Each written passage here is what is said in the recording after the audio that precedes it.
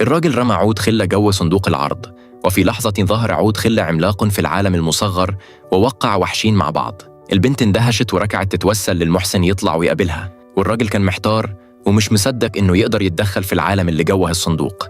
بعد شوية البنت جاعت، فالراجل رمى جراد بحر صغير جوه الصندوق، وفجأة جراد بحر عملاق نزل من السماء. البنت حاولت تضربه بسيفها بس ما قدرتش تكسر القشرة.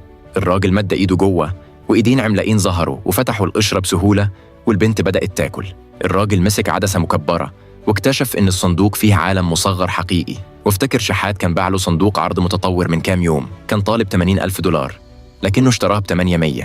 أول ما دخل الصندوق البيت طلع دخان أبيض، وبنت كانت بتجري وراها وحشين. في الأول الراجل كان فاكر اللي بيشوفه مؤثرات، لحد ما اتأكد إنه عالم حقيقي. فجأة عنكبوت هجم، والبنت ما كانش ليها فرصة. الراجل فك ولاعة وقربها من الصندوق، وتيار كهرباء قوي خلص على العنكبوت.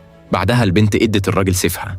أول ما طلعه بره رجع لحجمه الطبيعي، وشعاع نور ذهبي دخل عقله، والسيف طار من الشباك وشد الراجل معاه، ومن غير ما يحس اتعلم الطيران بالسيف. بعد كده البنت رجعت للأكاديمية ولقيتها محاصرة بالوحوش. طلبت مساعدة الراجل وحجر البرق.